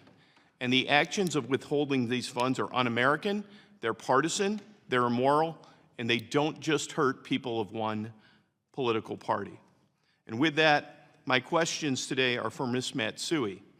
Some of the policy options available at the federal level are what my questions are related to. So first, how could we enhance the child tax credit, which is only partially refundable, to ensure that all families are able to take advantage of the full benefit? Thank you for the question, Congressman. During the pandemic, under the American Rescue Plan Act, the child tax credit was made fully refundable, and what we saw was that that decreased child poverty by almost 50%. When we asked families how they used those funds, it was to pay the bills. It was also to pay for things like childcare. So increasing the refundability of the child tax credit as it was in 2021 really gives families the resources they need to make the decisions that meet their families best, and that includes paying for childcare. Thank you. And second, the corporate tax code obviously taxes profits, not revenues. For smaller businesses operating on smaller margins and with fewer profits, can you talk about why certain corporate tax credits might be inaccessible or frustrating to try to access for Main Street businesses? Thank you for the question. The way that most corporate tax credits are structured is that as non-refundable credits. And so that means if a company doesn't have tax liability against which to apply it, the credit is basically meaningless. In some cases, they can apply it to previous years or to future years, but for companies that have small profit margins or for nonprofits, those are not tax benefits that incentivize them. They just aren't available. Thank you so much. Thank you, Mr. Chair. I yield back. Representative Messmer of Indiana is recognized. Thank you, Mr. Chairman, and thank you for the witnesses for being here today. I'm pleased to have H.R. 2270 hitting the floor this afternoon. We currently disincentivize or incentivize investment based on your tax policy. Currently, overtime rates are not impacted by health insurance costs paid by the employer, holiday pay, vacation pay, bonuses, but because in 1938, no one anticipated employer-based child care or elder care for their employees. 88 years ago, it didn't exist. Today, it does exist, and we can disincentivize the behavior by the way we have the tax treatment that those benefits provide. So with that, Ms. Grover, you've spoken about the business benefits of offering child care. Can you please elaborate on how offering child care benefits can help an employer's bottom line? Certainly. So we talked about a couple of different elements, one of them being retention. The cost the cost to a business of constantly hiring, rehiring, and losing key members, especially in manufacturing, which is very people capital and very knowledge heavy, is almost unquantifiable. So ensuring that you have a consistent, stable workforce is one of the ways that you're able to deliver a quality and consistent product, which in turn dramatically impacts your profitability. Second to that, the cost of call-offs or inconsistency or instability within your workforce. For manufacturing facilities that operate 24/7 or continuously, ensuring that you have a stable and steady group of team members who are able to show up, be on time, and be there for their shift is incredibly important from a profitability standpoint, from a delivery for customers standpoint. So all of those elements play a role with childcare, because if you don't have the childcare, if you don't have consistency or stability for your kids, it's very difficult then to retain your job and come to work, which ultimately impacts the bottom line of the business. Thank you. Ms. Burke-Alfonso, what are the biggest barriers, cost, regulation, or uncertainty that prevent more employers from investing in childcare? Thank you for your question. I think as an employer thinks about entering the child care space, some of the barriers are the space availability of whether they do it, the actual time it will take to actually make a decision and build out a child care center and meet the needs of their employee population, as well as the costs. And that's where, in partnering with Bright Horizons, we try to really get to know the employer and their employee population to create a solution that works flexibly, whether it's the hours of operation, whether it's the location of the child care center, or the ages that they're trying to deliver the service for. Okay, thank you. How does child care investment compare to other employer-led strategies like higher wages, signing bonuses, in terms of its effect on a business's ability to attract workers?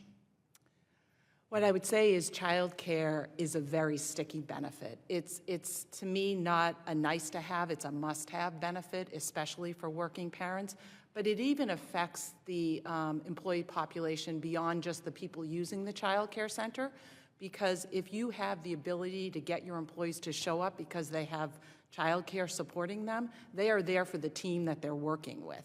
And so it has incredible impact when you can actually support not just the families who need the child care, but the teams that are working to produce the product or the services of the company. Okay, thank you.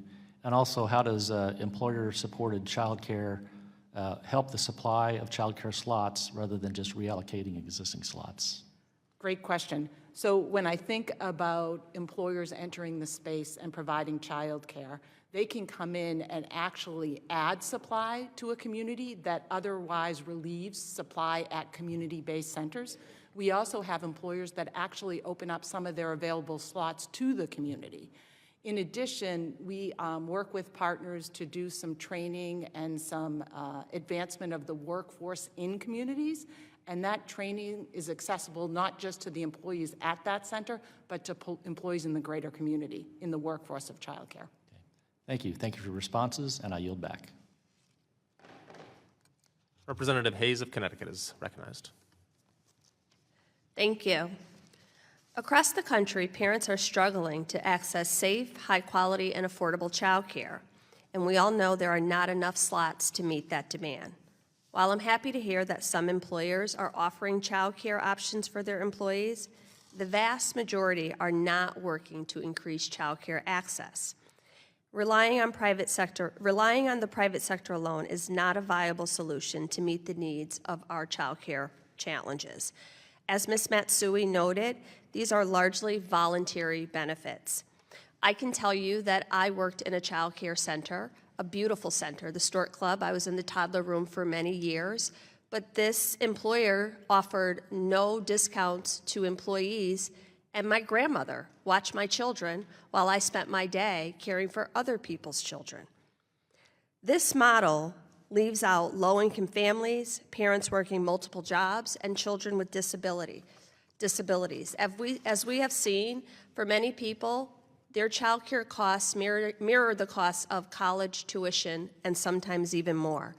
So we need to focus on protecting and expanding the child care programs that already exist and have been proven to work. Specifically, Congress must work to protect and expand Head Start programs.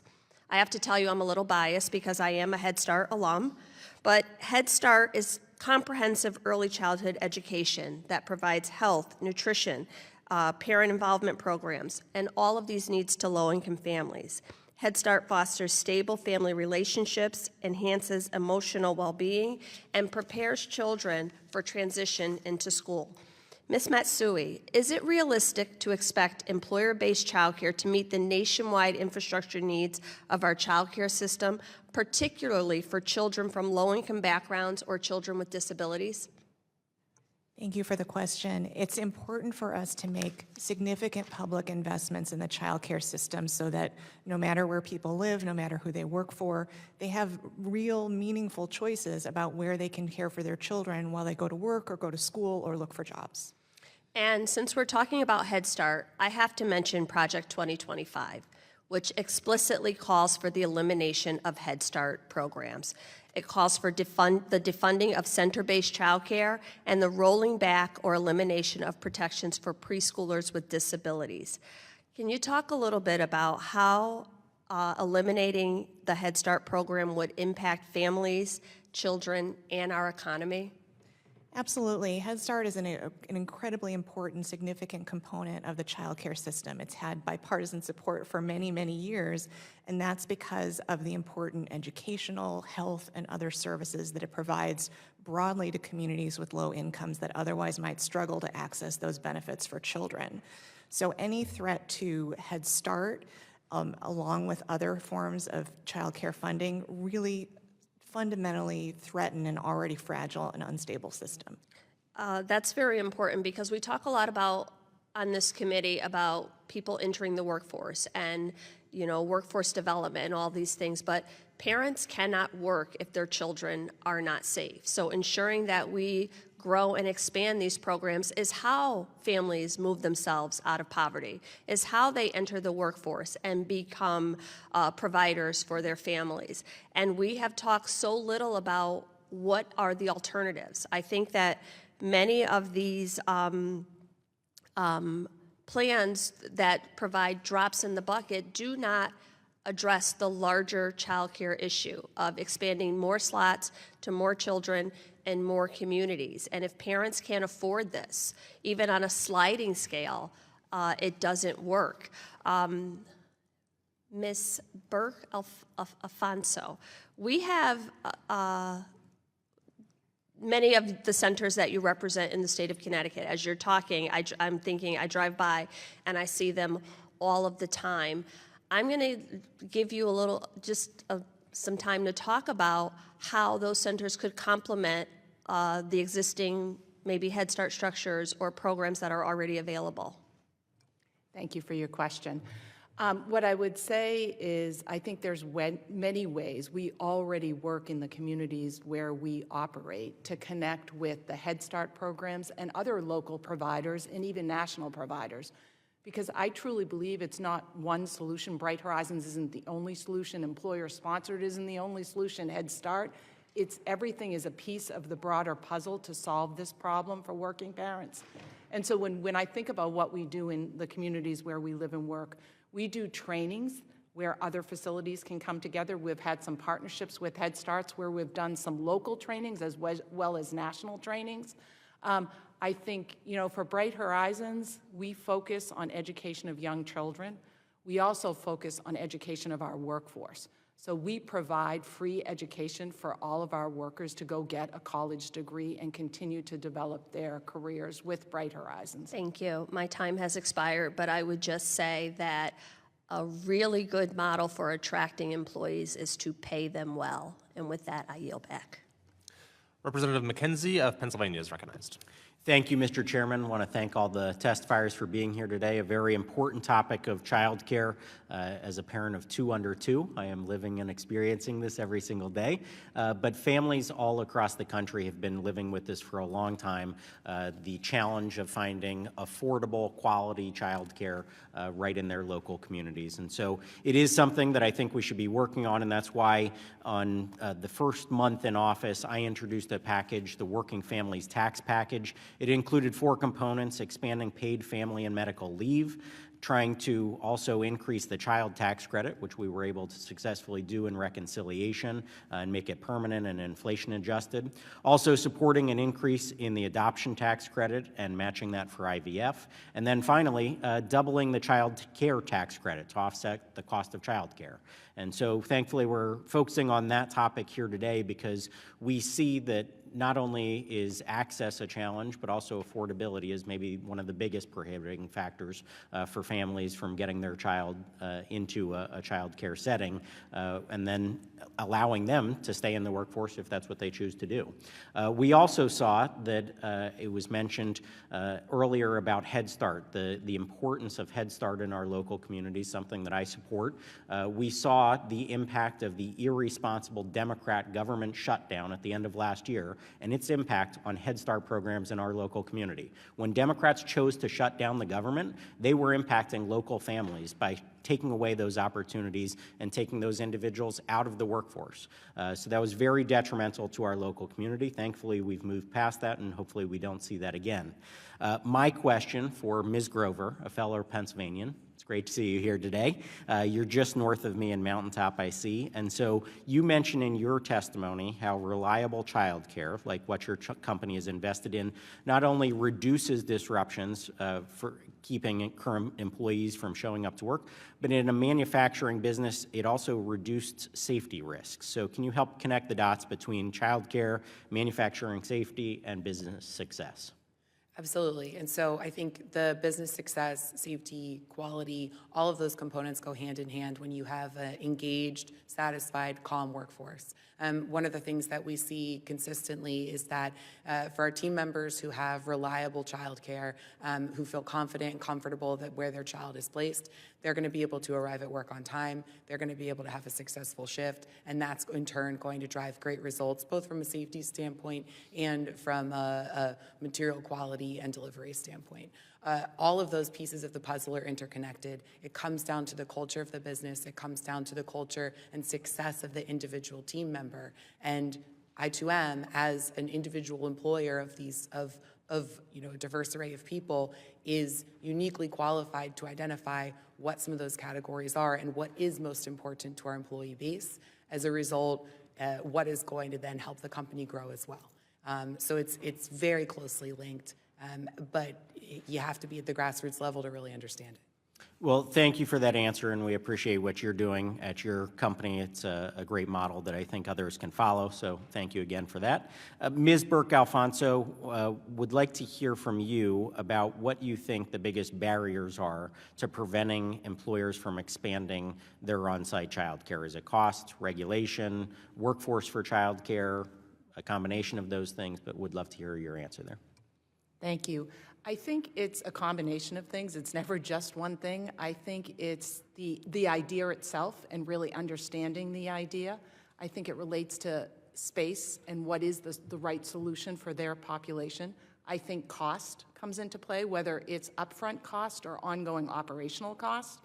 And I think it's the time of actually thinking about it, making a decision, and actually getting the child care center built.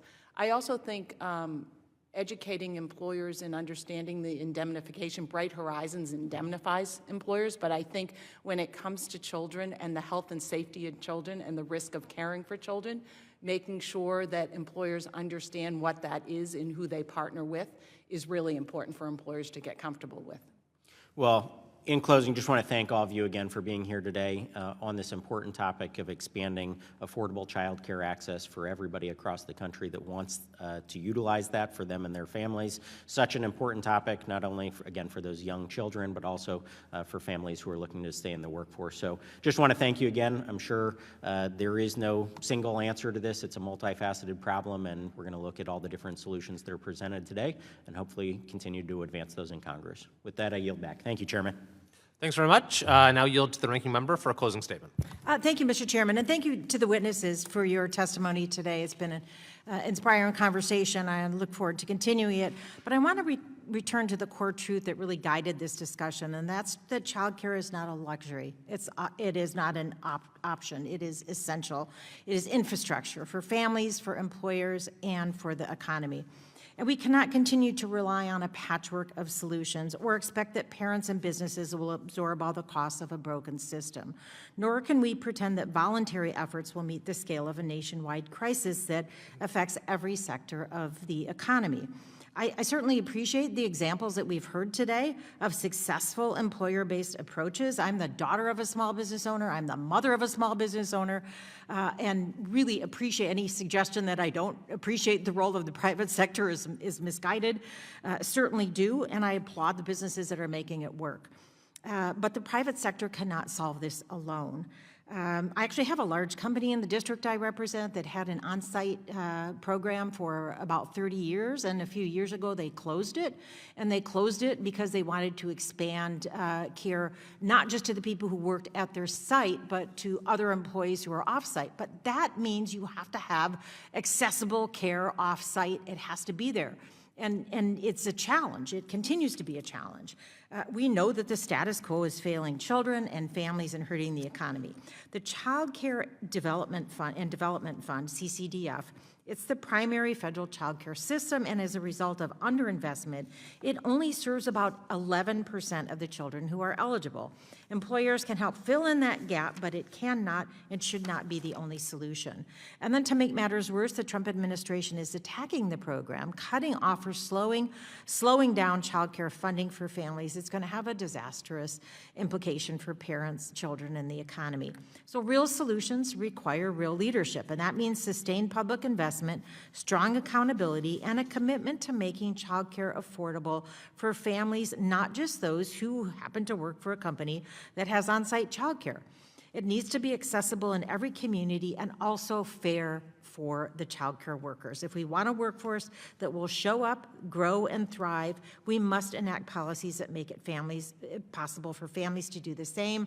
Again, the Child Care for Working Families Act offers a clear path that strengthens families, but also supports providers and fuels economic growth. It's a challenge we can solve, but we must meet it with the seriousness it demands. Thank you, Mr. Chairman, and I yield back the balance of my time.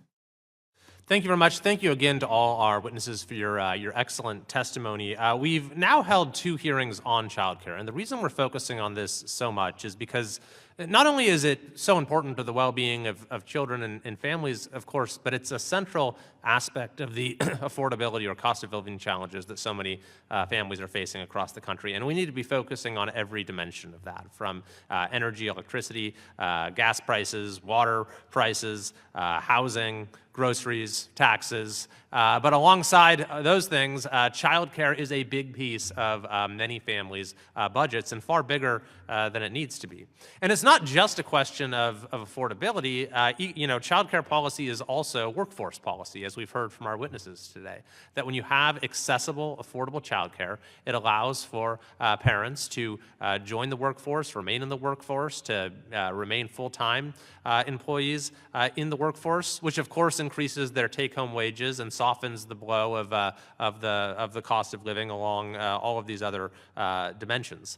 And then finally, childcare policy is good economic policy, because by having more people joining the workforce and being more productive, that can supercharge GDP growth. So I am confident that the recent changes we've seen to tax policy 45F can catalyze a large-scale expansion of the availability and affordability of childcare in this country, but we need to implement it in the right way, as we heard from our witnesses. So our committee will be working with the IRS, with the administration, to make sure that that's implemented in a way that can fully be capitalized on for businesses of all sizes across the country. And I appreciate the bipartisan interest in this topic today, the participation of all the members. Look forward to working with everyone on both sides of the dais to improve the quality and availability and affordability of childcare for folks across the country. Without objection, there being no further business, the committee stands adjourned.